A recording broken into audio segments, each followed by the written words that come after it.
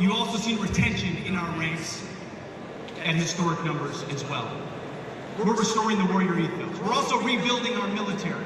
President Trump has committed $1 trillion defense budget, a historic budget unlike any before, a generational rebuilding of our capabilities. We will have the best ships, the best subs, the best planes, the best fighters, the best drones, missiles, air defense, space defense, border security, Golden Dome, you name it. America will be stronger than ever before under our Commander-in-Chief, Donald Trump. He is committed to that. And number three, we are reestablishing deterrence. Sadly, over the last 4 years, we saw a collapse in Afghanistan, what happened on October 7th, the war in Ukraine, violence unleashed by wokeness and weakness. But under President Trump, we're seeing a renaissance of peace through strength.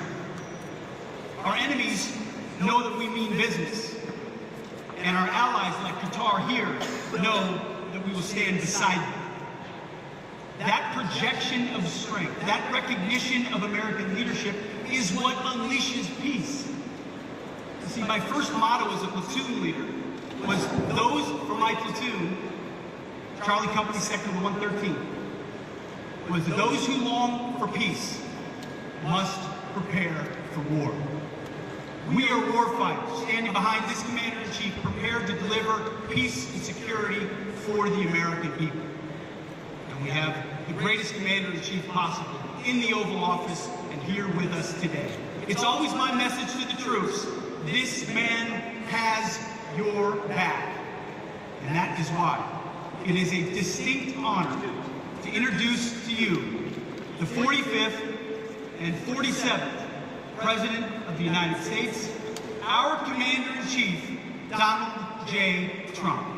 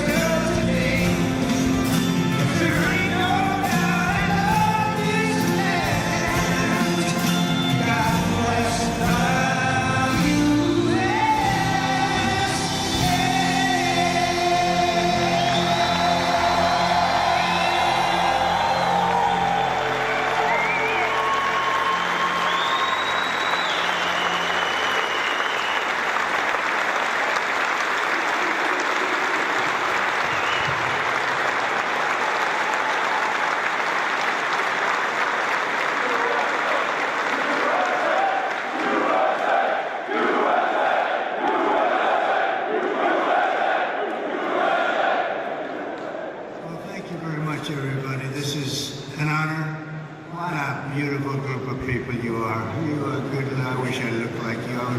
I would have been president 20 years ago if I looked like you. But I want to give a special hello to Udeid Air Base, sometimes referred to as the deed. That's a sinister term, the deed. Today, we can all relax and be at ease, and we're going to have a little fun. I have nothing else to do, so let's have a little fun, right?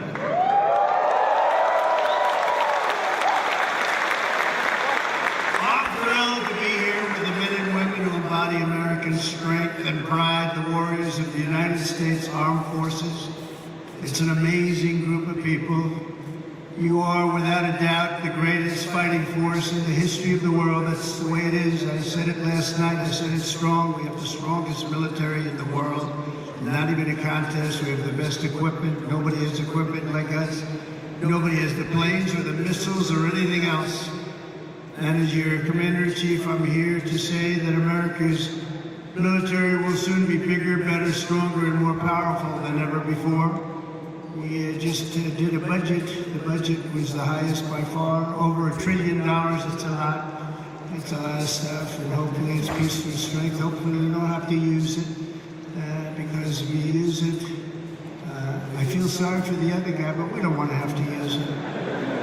I want to recognize a true warrior, and that's our Secretary of Defense. They put him through hell, the radical left did, and he's incredible. You know, he went to the best schools, he did the best stuff. He's a smart guy, and he's a great guy, and I just listened to his words standing backstage when he was speaking, and he really has it right on the peg. Pete Hegseth, he's going to be great. You're going to love this guy. You're going to love him.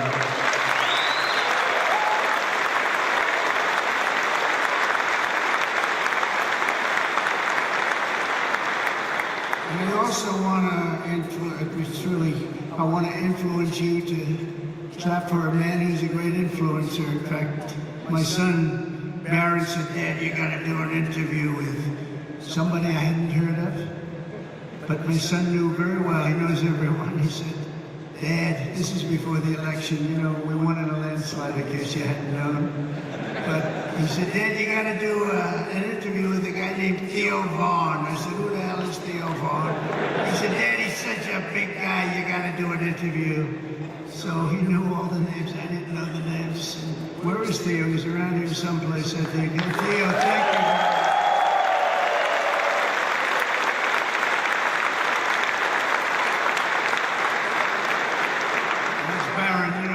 He said, you got to do it then. We had a good time, right? We had a good time. We had like 270 million people that listened. So you know what? I think Barron was right. Thank you for being here, Theo. Appreciate it. Also, Lee Greenwood, right from the beginning, that song went on. And you know, that song was a successful song, but we made it the most, #1. We made that song, it's the top of the list of that type of song. It's a pretty big, I don't want to go into the list because you'll get upset with me if I do. Like the national anthem and things, it's like, and it became unbelievable. And I was saying you could get Elvis or anybody else to do a song. There's nothing, that was my intro song right from the beginning. Because as you know, we won 3 elections, okay? And some people want us to do a 4th. I don't know, we'll have to think about that. You saw the new hat, the hottest hat is, it says, Trump 2028. We're driving the left crazy when you see that. We didn't need that hat, but it's been an amazing period of time. And when Lee Greenwood did that song, it went from the first day. I came out and played it. It was a great song, but we didn't know. And then I did it the second time, a third time. And that was 968 rallies ago. Can you believe that? We did 968 rallies. I said, another hat says 968. I said, what the hell does that mean? That's the number of rallies. I said, you have to be kidding. But from the very beginning, and we played Lee's song, and it was the walk-on.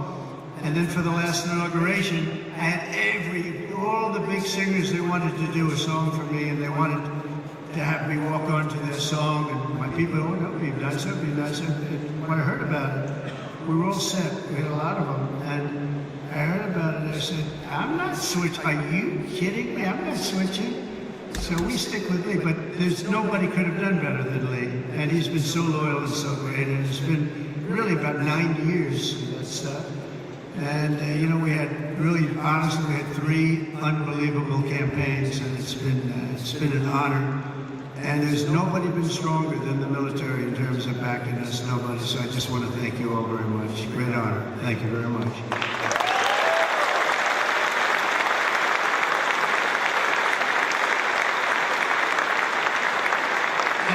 With us today is really a great talent, and somebody who's one of the most popular television hosts in history. Still looks young to me, but he's been doing it a long time, but he's an incredible man. He's always seems to take my side, and therefore I like him even more.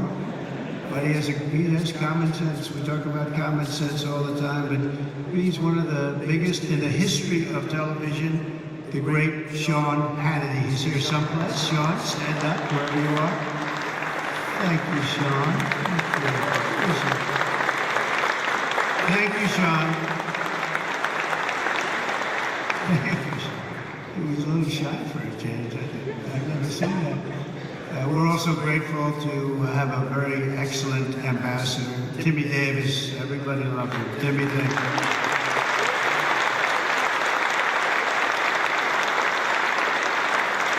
Along with you, great military leaders, these are real leaders, these are real tough cookies.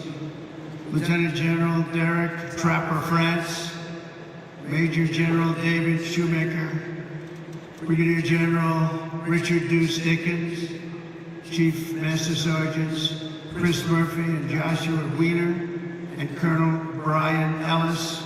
We want to thank you, amazing people. They're real leaders, and this is one of the great bases anywhere in the world, and we're lucky to have them. Thank you very much, fellas.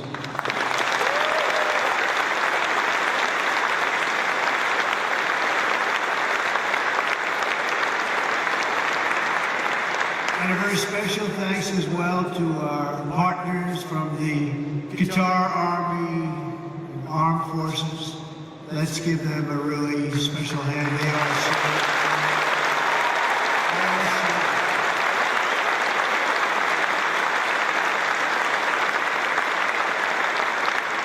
and in particular, we want to be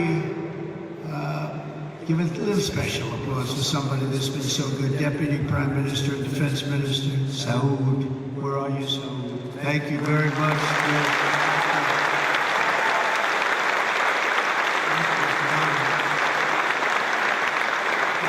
We signed an agreement for Qatar to purchase $42 billion worth of the finest American military hardware, including THAAD missile batteries, Pegasus refueling aircraft, Desert Vipers, light armored vehicles, amphibious combat vehicles, the MQ-9B, and the Sky Guardian drones. That's all the best stuff. If it isn't, please stand up and tell me we'll get something else. But I believe it's the best. Qatar will also be investing $10 billion to support this massive base in the coming years. And there's no place like it, they say. And a leader, Amir, he's been a special friend of mine for a long time, long before I did the political thing. When he was a novice, he was a young guy, and we got to know each other. We liked each other and got along long before I ever thought of running for president. And it's nice when you have that kind of a relationship. We got along right from the beginning. He's a special guy. He's a great leader of your country. So I want to just congratulate you on that, and all the Qatari people. A spectacular group, and it's an honor. And I don't think our friendship's ever been stronger than it is right now. You had the last administration. I don't know if they knew too much about what was happening, but this administration does. And you will never see anything like the relationship that we have. We just left Saudi Arabia, as you know, and you have a fantastic Crown Prince. He is a fantastic guy likewise. And we're going from here, we're going to UAE and United Arab Emirates, and we're going to see another leader. It's an amazing part of the world, and our relationship has never been stronger. And you're going to see that as time goes by, but with us it's not words. As you know, I'm in the midst of a very historic trip, visiting the key partners in the Gulf. We had just some incredible stopovers and a wonderful day. Yesterday we had the dinner, however, with His Highness the Emir, and I'm going to see him in a little while. I'm going to be saying goodbye to him, but we'll be saying hello again very, very soon. No visit to the Gulf would be complete without stopping to salute the people who keep America safe, strong, and free, and the patriots of the United States Army, Navy, Space Force. I love Space Force. I have to say that's by the Navy. You know, I started that and they said that would never work. Oh, it worked. You know, we were way behind Russia and China, and now we're way, way ahead of everybody. So Space Force, I'm very happy. That was not since the Air Force has that happened. So we created a force, and it's a big force, and it's a brilliant force. So Space Force, thank you for doing such a great job. The Marines, and of course the United States Air Force. Udeid is the home of the legendary 379th Air Expeditionary Wing, known as the Grand Slam Wing. We also have the 1st Expeditionary Theater Support Group. You got them all, and let's not forget the top-notch Army soldiers from the 11th Air, the Imperial Brigade. Thank you, that's great. We also have the 8th Expeditionary Air Mobility Squadron, known as Mighty Ochos. Where are the Ochos? We don't want to fight with them. All of you are the tip of the spear. You're the finest we have. Anywhere in the world, you're the finest we have. You're the finest anyone has in the fight against the enemies of civilization. You're the people that are defeating chaos, combating terror, defending our interests, supporting our allies, securing our homeland, and making America incredibly proud. And you know what? Making America great again. That's what's happened. It's happened very quickly.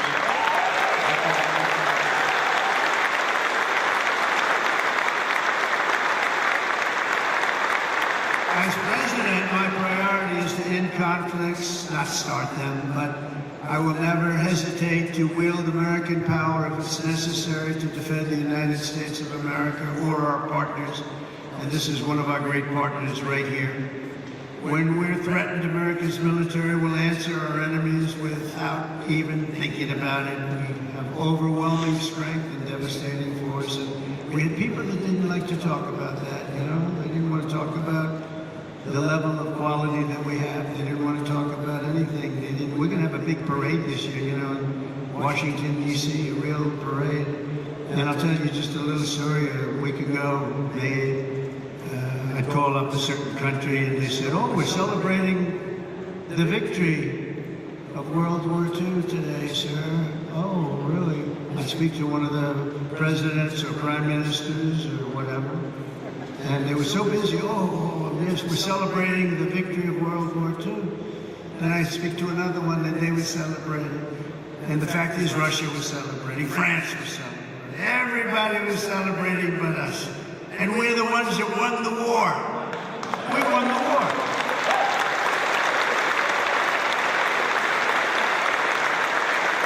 They help. But without us, they don't win the war. We're all speaking German. You know that, right? Without us, they're speaking German, maybe a little Japanese too. We won the war, and we're the only ones that didn't celebrate. So what I did is I got my crack staff over there, and we did it every time. We have May 8th, and we also have the date in November, that sacred date in November for World War I, because we won that war too. But think of it, I'm calling. No, we love France, right? But I think we did a little more to win the war than France did. Do we agree? You know, I don't want to be a wise guy. But when Hitler made his speech at the Eiffel Tower, I would say that wasn't exactly ideal. And I called up the President, Macron, good guy, by the way. Donald, we are celebrating our victory over the Germans. Oh, that's wonderful. We don't take credit for what we do. And I said, what the hell? Every country I've spoken to in the last week is celebrating the war but us. Isn't that terrible? So we're going to be doing holidays, but I said it has to be a working holiday because you can only do so many of them. We have a lot of holidays. I'm not so sure we should have them, and you don't have to go to work. Our country has to go to work, so we're going to have a working holiday for each one of those 2 days, and we're going to be celebrating too because we should celebrate more than anybody else. And others did help a lot, but nobody helped like us. We wouldn't have won. I mean, the fact is, not winnable without us. And now we're stronger than ever before. I rebuilt the military in my first term. We had a great first term every way. We had the greatest economy ever. Stock market up 88%, the biggest rise ever. All of that stuff. But the second term is going to be even better. We have over $10 trillion going to be invested in our country. And this little tour didn't hurt, I will tell you. Between the 3 great places. I recently announced that I'll approve an unprecedented $1 trillion, as I told you. It's going to end up going higher investment in the U.S. Armed Forces, and that's a record as part of that effort. I signed an order to build the Golden Dome missile defense shield to protect our country from missile attack. Is everybody okay with that?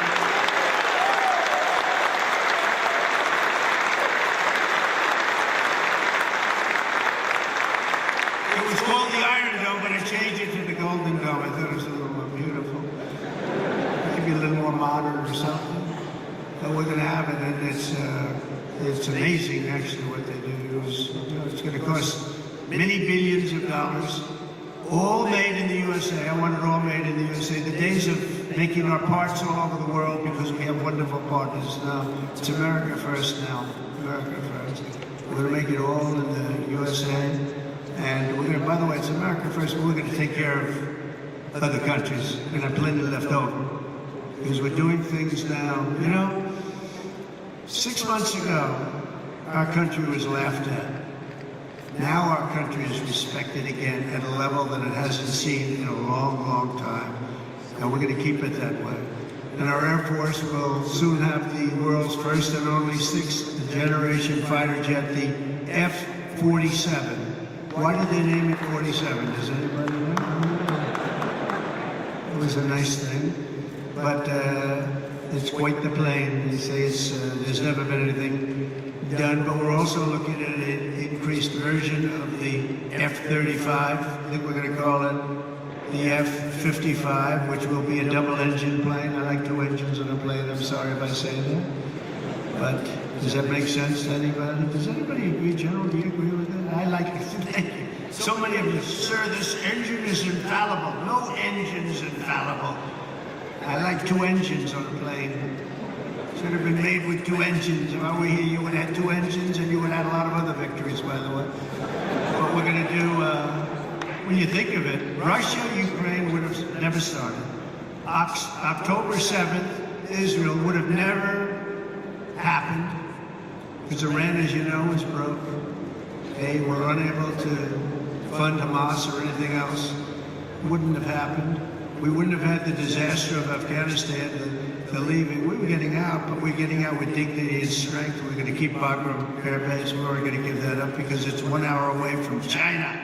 1 hour. You know who occupies it now? China. The damage that administration did to this country is legendary, allowing 21 million people through an open border where anybody could walk into the United States of America is something that will never be forgiven. Grossly incompetent and evil, bad people too, bad people. But the real strength of our military doesn't come from its fighter jets. It really comes from our people. That's you. It comes from our people. You're unbelievable people. The aptitude and all of the things you have to do what you do. I look at some of those engines, and I'm a pretty smart cookie. I would tell you I'm real smart. And I look at you, and you take those engines apart and put them back together, blindfolded, and fix them up. It's amazing what you're able to do. And then to fly them, just incredible. You're incredible. You're a very special group of people. And that's why my 2026 budget includes across the board. Maybe you don't want to, look, for the good of the country, you don't have to take it. Pay raises for each and every one of you, substantial pay raises.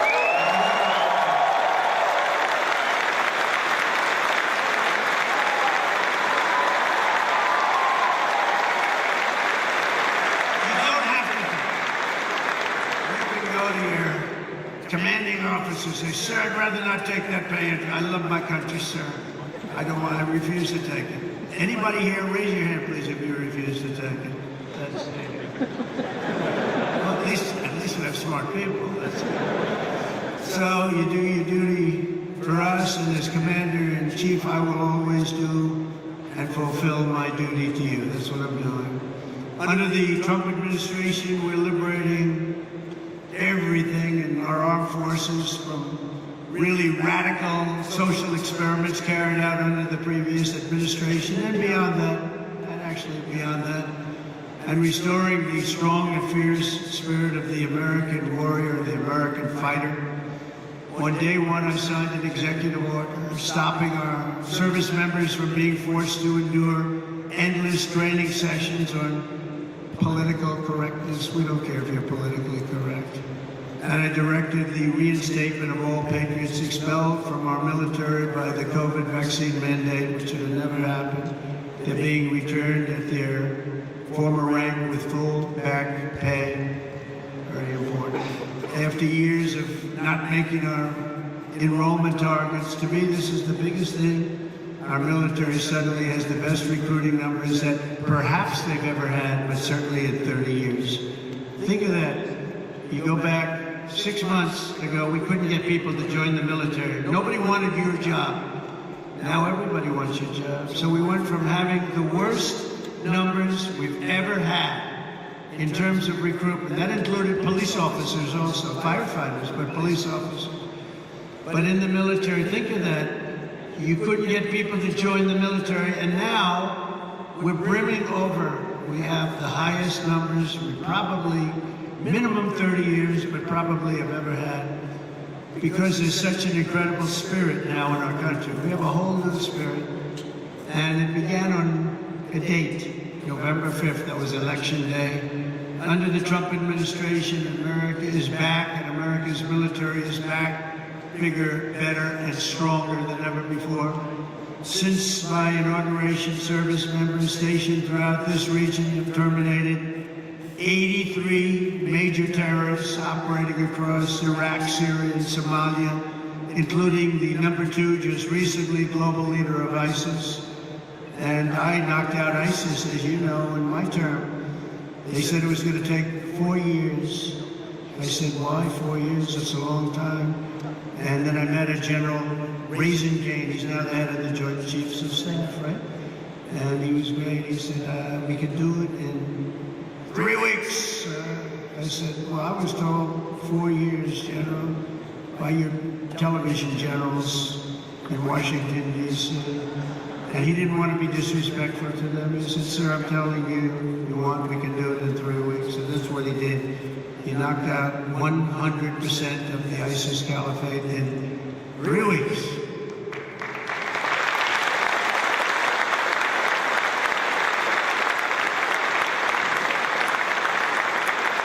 Can I tell you a little long, boring story about that?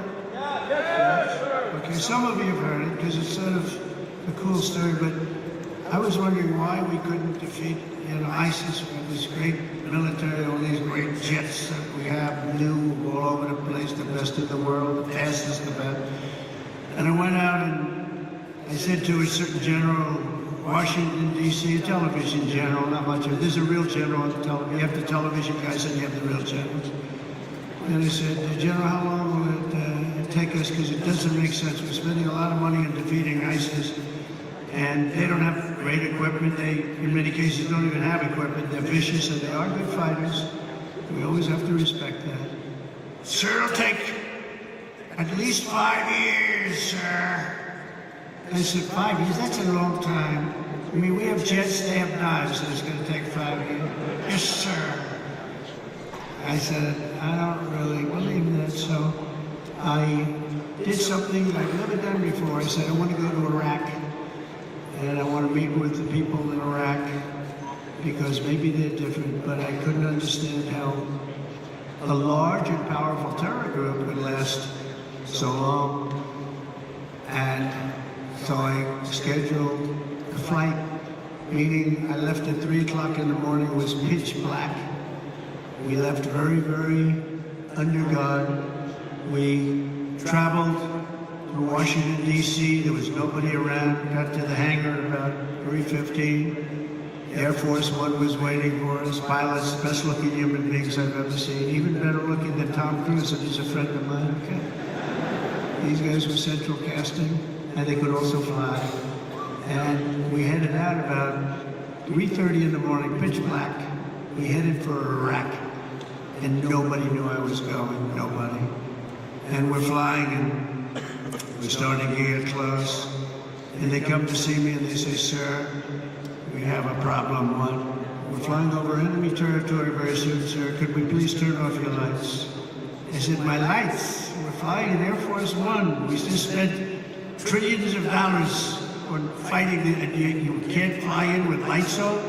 "No, sir, it's very, very dangerous out there." So I said, "Oh, obviously turn them off." Then he comes in addition to the lights, we want to turn down the shades. So I said, "You mean not even shades?" "Okay, we turn down the shades." They said, "I want to go upstairs." This is 747, 2 levels, beautiful plane. Just ordered new ones, by the way, beautiful new ones. And Boeing just, by the way, did the biggest order in the history of Boeing.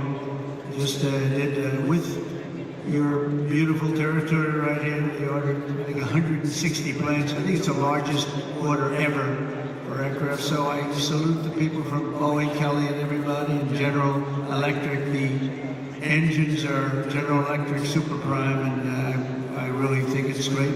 Congratulations. But I go up to see the pilots because I love sitting with the pilots.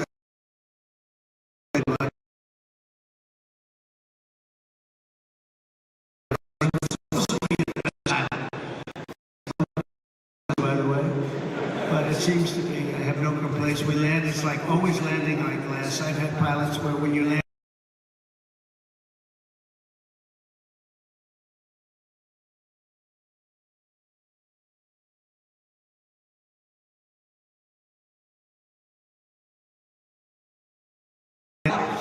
but these pilots land, and the 747 is a hard one to land. So I go up, I see the pilots, I say, "Hi, Captain." The guy's a handsome guy, got a blonde flat top. I'd like to have a flat top like that. I don't know if the hair's good enough for that. I don't think so. I don't think I'm going to try it either. But perfect person, and I look at the right, he's perfect. Everybody was perfect. I like perfect human beings.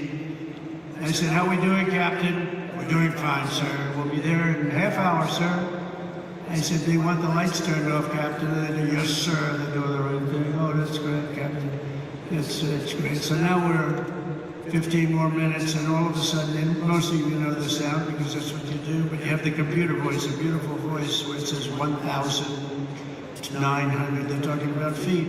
So when you're in the big planes and sophisticated planes, the voice comes on, and I'm sitting back there watching them fly it beautifully, and I'm still not 100% happy with the statement that he agrees that the lights should be turned off. I would have preferred that he said, "No, there's no problem." But that's not what he said, so we're going through, because 1,900, 800, 700. Talking about feet. Now 700 is getting pretty close to the ground. I don't see a thing. There's no lights, there's no runway, and I've done this a lot, and I always see the runway in the distance. I have fairly good eyes. I'd say for my age, extremely good eyes. And I don't see a runway. 600, 500. Captain, are we okay? "Yes, sir. We'll be landing in just a few minutes, sir." 400. "Captain, are we okay? I don't see a runway up there, Captain." "Oh, we're fine, sir. No problem, sir." 300, 200. I'm saying, "Captain, you sure we're okay here?" And he said, "We're fine, sir." And then, boom, it just lands that thing so beautifully, and I see they had no light, they had no nothing. I don't know how the hell they do it, okay? All I know is we landed like, and for him it was routine. And I'm trying to pretend I'm cool as a cucumber, you know? I mean, it has to be cool as a cucumber, and I'm like, you know? I'm like, I'm not happy. But after we land, I actually went to my people and I said, "I want to ask you a question." I did a very brave thing just there. Is the president allowed to designate himself for the Congressional Medal of Honor? And they said, sir, honestly, that wouldn't be good. I said, okay. So anyway, we get I kid. You know, I have to say I kid because the fake news is back there, and they'll actually, no, it's not. And they'll say that the president wanted to give himself the Congressional Medal of Honor, and he was talked out of it by his staff. So anyway, so I get the door opens, we have a platform. I see down, I look down, and I see these are all specimens, just like you guys are all perfect people. And I'm seeing a couple of generals, a couple of staff sergeants, drill sergeants, but everybody's like from a movie. And I walk out of the plane and meet the first gentleman. And I said, what's your name? He said, Kane, sir, my name is Kane. And I said, hello, Kane, what's your first name? Well, they call me Raisin. I said, wait a minute, Raisin, you mean like Raisin Kane? Yes, sir, that's what they call me. General, I love you. You're the guy I'm looking for, General. You're the guy I'm looking for. So it's Raisin Kane. It's Daniel Kane, but Raisin Kane, they call him. Then I met another general, I met a colonel, I met a sergeant. They said, sir, would you like to rest?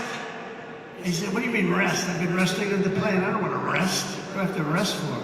He was thinking about Biden to come, okay? Biden would have rested the entire trip. He wouldn't, first of all, he wouldn't have made the trip. But if he landed, he would have been rested for about 5 days before he had the first meeting. And I said, no, let's go have the meeting because I want to find out what's going on over here. We're spending a lot of money and people are being killed. I want to find out why it's taking so long. So let's go right away. So we went to the, almost like just a very secure room that was in the form of a boardroom. Very professional, however. It was very highly sophisticated with the equipment. Best you can buy. We have the best you can buy all the time. But I went into the room and I said, General, so they tell me in Washington it would take 4 to 5 years to defeat ISIS. And I want to know from you, is that true? Is that, no, sir.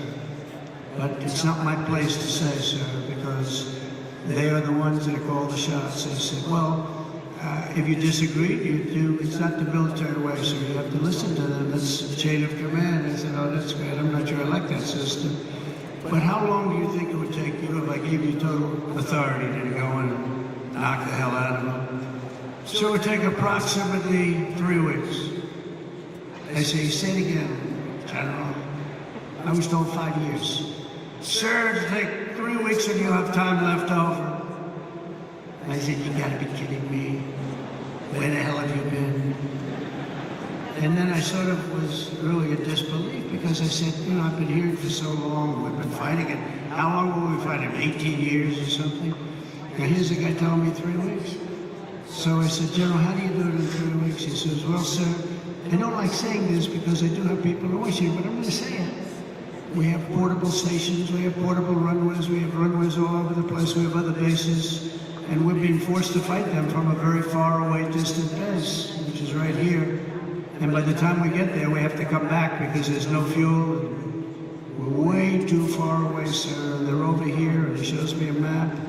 And we're over here, and we're all the way here, sir. I said, why didn't they use the other bases? Well, they didn't want to disturb the country where those bases were located. I said, we give those countries billions of dollars. We can disturb them a little bit. They wouldn't know what we're doing anyway. Are they going to know where the planes are going? Not really, sir. I said, so what would you do different? He said, well, sir, I'd start from here, and he went through a whole thing. And I'd hit him from the left, I'd hit him from the right, I'd hit him from underneath, I'd hit him from the top. I'd hit him from every angle, sir. I'd hit him so hard and so fast they wouldn't know what the hell is happening. He said, and you think you can do that in 3 weeks? Yes, sir, we're going to have time left over.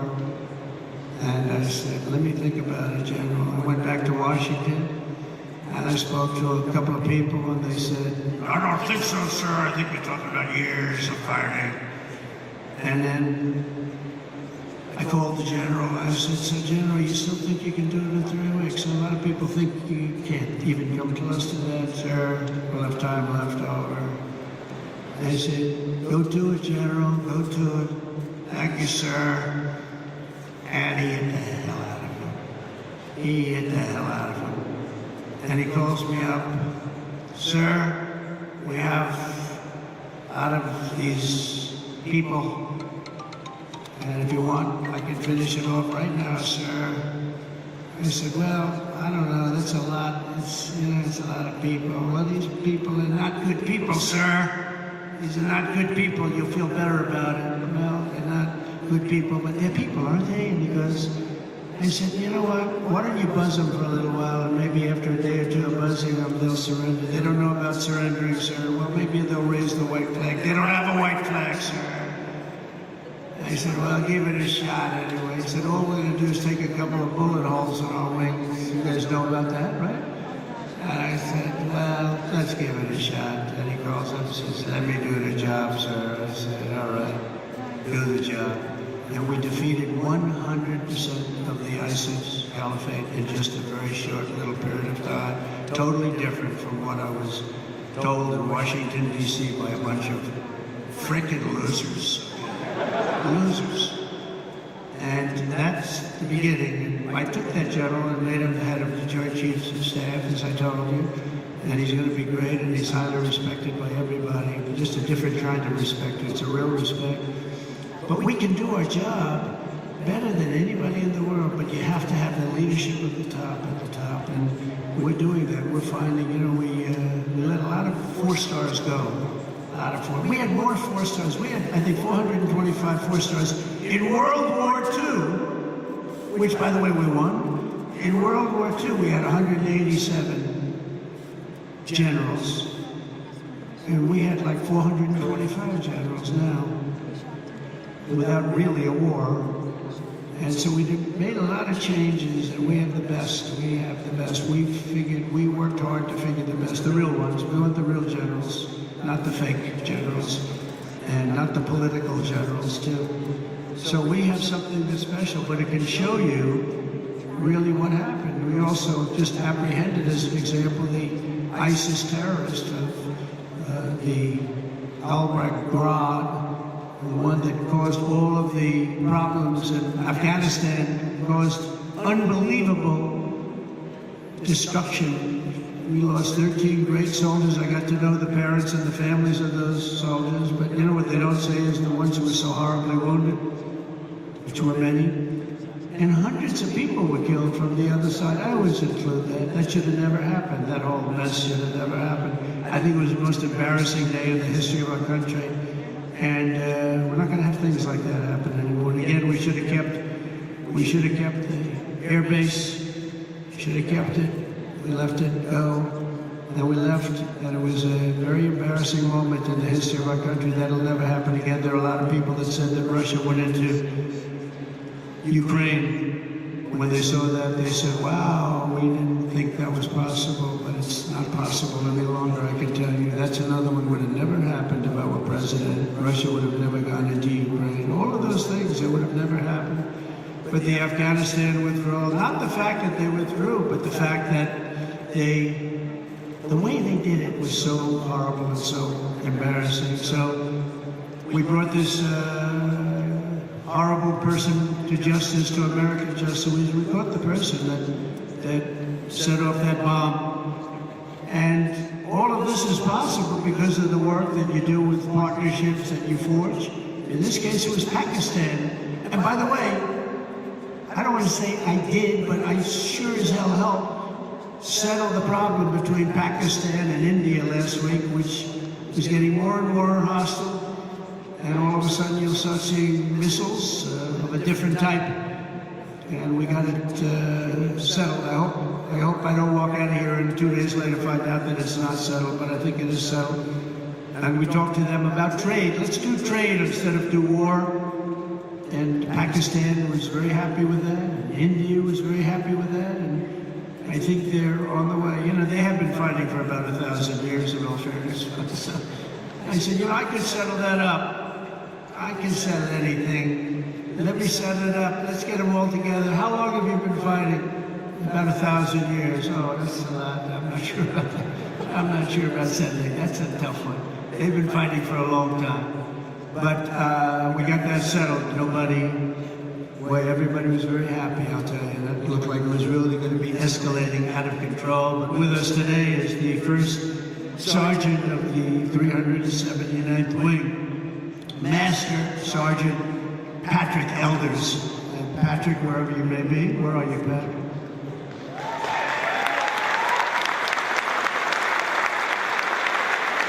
Handsome guy. I'm looking at him from here, and it says after having served 22 years, he's a lot.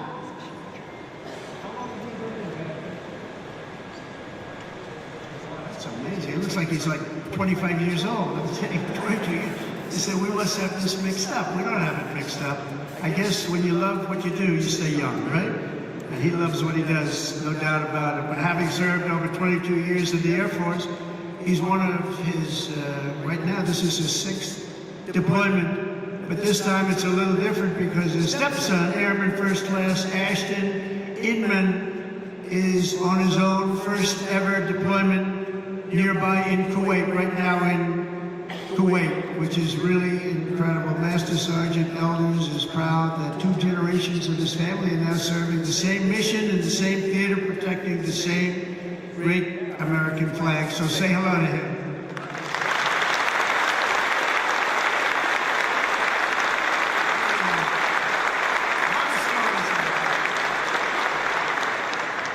A lot of stories like that, and I want to thank Airman First Class Inman also very much. That's a great story. That's a great story, and we have many of them. I guarantee in this room right now there are many such stories. There are several married couples serving side by side in uniform at this base, including Staff Sergeants Tyler and Paige Duck. Where is Tyler?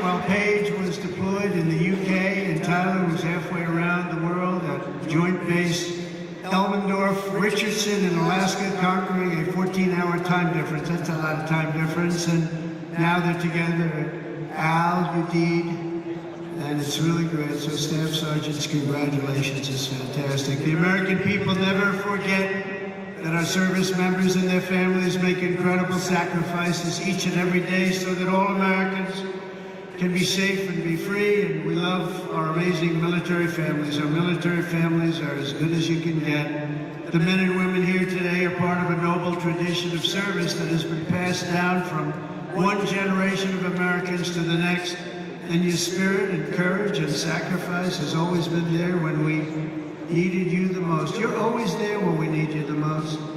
With us today is Master Sergeant Michael Schlow, who happens to be from a small town in a place called Butler, Pennsylvania. Has anybody heard of Butler, Pennsylvania? Michael's a member of the Air Force Reserve as well as Butler County Corrections Officer. And last July 13th, he attended the rally where an assassin tried to take my life. He gave it a shot. Not good. Or someday. As soon as the shots were fired, Michael raced to direct law enforcement toward the sniper's perch, then worked to evacuate the rest of the crowd in a very safe manner. But Master Sergeant Schlow would be the first to tell you who the real hero was that day. He personally knew and really liked veteran firefighter, also a veteran of the military, a great veteran of the military, who laid down his life for his country, really laid down his life for his country. His whole life was about his country. Corey Comparator, and he's become somewhat of a legend, I will tell you. He took a hard shot. He took a hard shot guarding his family. Master Sergeant Schlow, your commitment represents the very best in America. Thank you for your incredible service that day and forever, because that day was a horrible day, but you acted with incredible bravery. We've got reports about what you did. It was really amazing, and I personally appreciate it. It was a rough day. We don't want to have days like that. But Corey was an incredible guy, lost his life, guarding his wife and children. Every American warrior here today inherits a legacy of exceptional patriots who have defended our freedom for nearly 250 years. You carry on the glorious tradition of the heroes of Lexington and Concord, Gettysburg and Belleau Wood, Normandy and Midway. You embodied the spirit of the soldiers who hoisted the flag over Fort McHenry and the Marines who planted the stars and stripes on the summit to Iwo Jima. That was a rough attack. You carry forward the mission of generations of Americans before you who marched through halls of gunfire, trekked over rugged mountains, stormed across scorching deserts, sailed through hostile waters, conquered unknown dangers, and poured out their blood and guts in battlefields all over the world. The military is incredible, and we won our independence. We preserved our union, protected our way of life, defeated fascism, crushed terrorism, liberated millions and millions of people from bondage, and brought communism to its knees. That's what we did. And now we're going to defend America from all enemies, overcome all obstacles and dangers, and as one nation we're going to build a future of peace and prosperity for generations to come. Together we will stand strong, we will stand proud, we will live free, and we will fight, fight, fight, and win, win, win.